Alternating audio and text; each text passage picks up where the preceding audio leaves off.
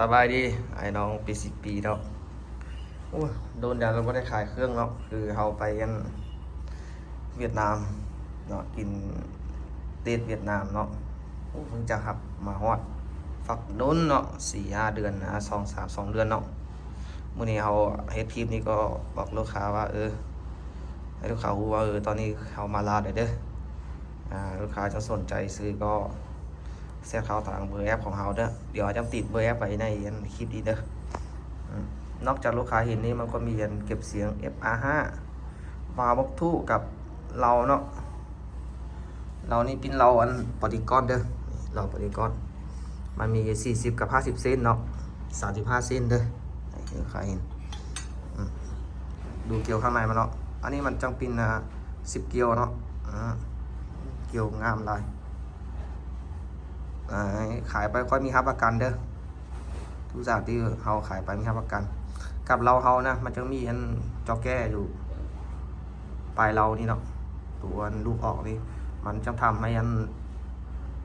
มันแม่นกว่าเนาะมันเข้ากลุ่มดีกว่าสิ่งมันเกี่ยวสิ่งมันงามกว่าเนาะสิ่งมันแม่นกว่าทึกกว่าเกี่ยวข้างในลูกค้าเห็นงามเขาขายไม่มีรับประกันโลดรับประกัน1 ปีค่าซื้อไปซ้ายมันบอกแม่นจริงบอกเข้ากลุ่มมันจริงกับอะไรนี่เขายังเปลี่ยนให้เนาะฝากมาเขาเปลี่ยนตัวไม้ให้เลยเนาะซื้อกับเขานี่เขาจะแถมโอลิงเนาะนี่โอลิงอยู่นี่เขาแถมโอลิงนอก2เนาะข้างในเส้น1เนาะเขาแถมให้เลยเนาะ ตัวนี้มันเป็น50เซนตัวนี้เป็น45ตัวนี้เป็น50เนาะ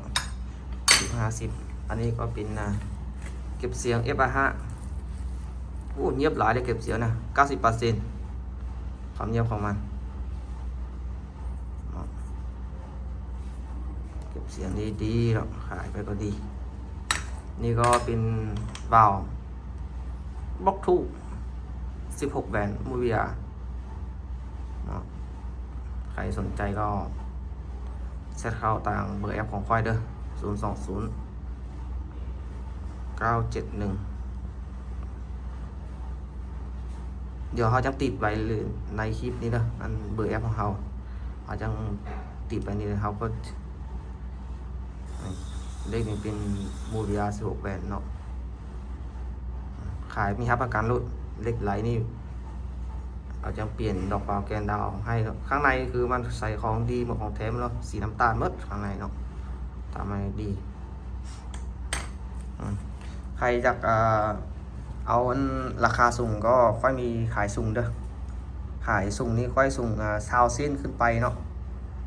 เราเนี่ย20 เซนไปก็จะมีราคาใบและราคาสูงให้ลูกค้าทึกๆเนาะเอาไปขายต่อเนาะใครสนใจก็จะมาหาค่อยเด้อนี่ค่อยก็จบคลิปตรงนี้เด้อฝากกดไลค์กดแชร์กดติดตามให้เด้อขอบใจหลายๆ